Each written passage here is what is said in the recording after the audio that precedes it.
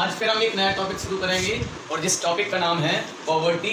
ये आप class 9th में एक चैप्टर है पॉवर्टी एज चैलेंज, और 12th में भी हम इसके बारे में पढ़ते हैं इंडियन इकोनॉमिक डेवलपमेंट में।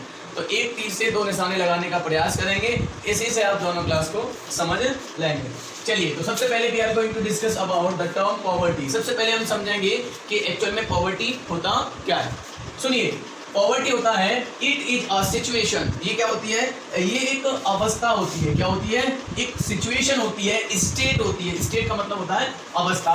Where an individual is unable to fulfil his her basic needs या नेसेसिटी। जहां पर ये एक ऐसी अवस्था होती है जहां पर एक व्यक्ति अपनी जरूरतों को फुलफिल नहीं कर पाता है। और जरूरतें क्या है उसकी? Like food, shelter, clothing, etc.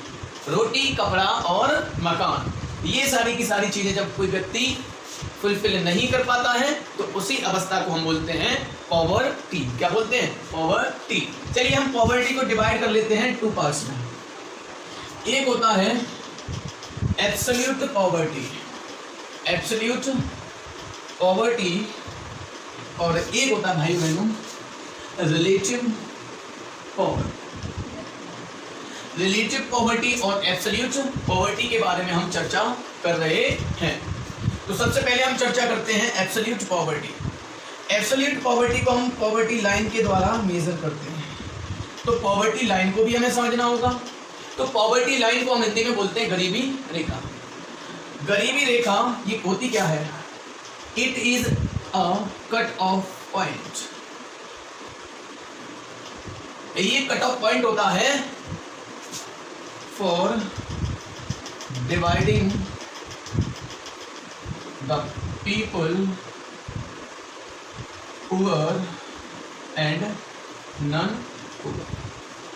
कहने का मतलब पॉवर्टी लाइन से हम क्या डिवाइड कर सकते हैं भाइयों बहनों? हम डिवाइड कर सकते हैं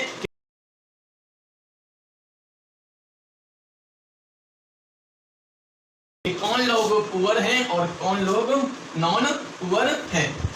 इसको हम डिवाइड करते हैं कि जो व्यक्ति मॉनेटरी टर्म में हम इसको डिवाइड करते हैं। हमारे यहाँ पर प्लानिंग कमीशन ने रिकमेंड किया कि जो व्यक्ति अर्बन एरिया में 1000 रुपीज पर मंथ अर्न करता है और रूरल एरिया में 816 रुपये अर्न करता है, तो उसको हम बोलते हैं जो अर्न करता है तो वो हो गए नॉन पुअर, और इससे कम अर्न करता है वो हो गए पुअर। चलिए, अब हम चर्चा कर लेते हैं रिलेटिव पॉवर्टी। रिलेटिव पॉवर्टी में क्या होता है? ये हम मेजरमेंट करते हैं on the basis of comparison, region to region, country to country and society and classes. For example, हम समझने का रिलेटिव मतलब यहाँ पर हम किसी न किसी लोग से हम यहाँ कंपैरिजन कर रहे होते हैं। फॉर एग्जाम्पल, मान लीजिए कंबोडिया कंट्री है और एक कंट्री है हमारी इंडिया और एक है यूएसए। यहाँ पर $60,000, यहाँ पर $2,000 और यहाँ पर $1,400 अर्न कर रहे हैं। तो भाइयों बहनों, हम कह सकते हैं, क्या कह सकते हैं कि इंडिया के कंपैरिजन में कंबोडिया पुअर कंट्री है और यूएसए के रेस्पेक्ट में इंडिया पुअर कंट्री है। ऐसा हो सकता है कि एक देश दूसरे देश के कंपैरिजन में रिच और पुअर हो सकते हैं। आगे चर्चा करते हैं हम। चलिए, एक और चर्चा कर लेते हैं हम कैलोरीज इनटेक, मतलब कितनी कैलोरी ले रहे हैं उसके अकॉर्डिंगली हम पुअर और नॉन पुअर को कैटेगराइज कर सकते हैं। प्लानिंग कमीशन जो अब नीति आयोग के नाम से जाना जाता है, उसने क्या डिसाइड किया कि जो व्यक्ति 2100 कैलोरीज अर्बन एरिया में और 2300 कैलोरीज रूरल एरिया में कंज्यूम करता है, जो व्यक्ति 2100 कैलोरीज अर्बन एरिया और 2300 कैलोरीज रूरल एरिया में कंज्यूम करता है, उसको हम बोलते हैं नॉन पुअर। कहने का मतलब अब आप सोचोगे कि रूरल एरिया में कैलोरीज ज़्यादा क्यों टेक कर रहे हैं, अर्बन एरिया में क्यों ज़्यादा कम कर रहे हैं। रीजन इसलिए क्योंकि जो गांव के लोग होते हैं वो कैसा काम करते हैं, हार्डली लेबरगिरी करते हैं। जब ये सारे के सारे काम करेंगे तो यहाँ पर कैलोरी की जरूरत होगी ज़्यादा in comparison to urban area. Take your time please. चलिए आगे हम चर्चा करते हैं इसके बारे में, कॉजेज ऑफ। चलिए अब हम चर्चा कर लेते हैं कॉजेज ऑफ पॉवर्टी के बारे में, कि हमारे यहाँ गरीबी के कारण क्या है भाइयों बहनों, उसके बारे में हम चर्चा करेंगे। तो very first causes of poverty, low level of economic development. भाइयों बहनों, हमारे यहाँ पर निम्न स्तर का आर्थिक विकास होगा तो हमारे यहाँ पर गरीबी बढ़ेगी। कैसे? इकोनॉमिक डेवलपमेंट का मतलब ही होता है कि when people enjoy higher level of standard, जब कोई व्यक्ति हायर लेवल ऑफ स्टैंडर्ड को एंजॉय करने लगे तो इकोनॉमिक डेवलपमेंट होगा। अब मान लीजिए एग्जांपल के तौर पर कि हमारे देश में बेरोजगारी होगी तो इकोनॉमिक डेवलपमेंट अच्छे से नहीं हो पाएगा। क्यों? सुनिए, इसलिए क्योंकि हमारे यहाँ पर जब कोई व्यक्ति अपना स्टैंडर्ड अच्छा वाला एंजॉय नहीं करेगा तो उसके यहाँ पर और भी बच्चे होंगे और भी उसके फैमिली मेंबर्स होंगे, तो वो भी स्टैंडर्ड को क्या नहीं कर पाएंगे, मेंटेन नहीं कर पाएंगे। क्यों? क्योंकि जो इकोनॉमिक डेवलपमेंट हुआ है वो low level of economic development हुआ, जिसकी वजह से हमारे यहाँ गरीबी बढ़ गई। एक सेकेंड पॉइंट हम चर्चा में रखेंगे कि हाई लेवल ऑफ अनएम्प्लॉयमेंट।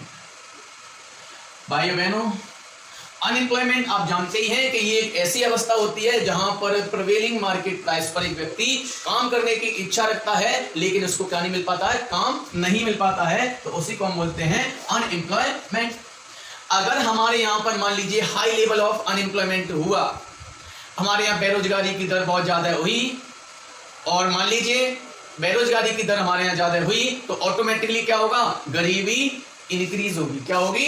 गरीबी इंक्रीज होगी। चलिए तीसरी हम चर्चा कर लेते हैं, size of families. Size of families, बहुत से लोग सोचते हैं कि ज्यादा बच्चे पैदा हो जाएंगे तो हमारे यहाँ ज्यादा इनकम जनरेट हो जाएगी, लेकिन ऐसा कुछ नहीं होता है। और जब ऐसा कुछ नहीं होता फैमिली का साइज बढ़ जाता है। फॉर एग्जाम्पल समझने का प्रयास करते हैं। मिस्टर ए एक व्यक्ति हैं और इनकी वाइफ है मिसेस ए। मिस्टर ए और मिसेस ए, इनका एक गरीब परिवार है और ये पहले से ही गरीब है। इन लोगों के इन्होंने फैमिली प्लानिंग की और इनके यहाँ 3 लड़के 2 लड़कियां पैदा हो गई। ये ऑलरेडी गरीब थे और ये 3 लोग आगे और 2 बच्चियां ये भी गरीब हो गई। अब क्या हुआ, इसने क्या किया, अपने एक बेटे की शादी की तो तीसरा व्यक्ति भी आके क्या हो गया यहाँ गरीब। और इसने क्या किया, इसके कुछ सालों बाद, शादी के कुछ सालों बाद इसके यहाँ पे भी एक बेबी बॉर्न हुआ और वो भी किसमें आ गया, गरीबी में ही पैदा हुआ। कहने का मतलब जितनी भी लार्जर फैमिली होंगी तो फैमिली लार्जर होंगी तो गरीबी बढ़ती जाएगी क्योंकि उनका लालन पोषण अच्छे से नहीं हो पाएगा। तो ये भी एक कॉजेज है कि size of the family is also the causes of poverty. चलिए अब हम एक और चर्चा कर लेते हैं, लो लेवल ऑफ लिटरेसी। भाई बहनों, निम्न स्तर की साक्षरता दर होगी हमारे यहाँ पर तो क्या होगा, जब लोग कम पढ़े लिखे होंगे, अवेयर नहीं होंगे, फैमिली प्लानिंग नहीं करेंगे, चीजों को मेंटेन नहीं कर पाएंगे, जब शिक्षा ही कम होगी, पढ़े लिखे नहीं होंगे तो उनको कैसा एजुकेशनल अनएम्प्लॉयमेंट होगा। भाइयों बहनों, सॉरी अनएजुकेशनल अनएम्प्लॉयमेंट होगा। इसलिए इनको, इनके पास ना तो कोई कैलिबर है, ना कोई एंडेवर है, ना कोई टैलेंट है।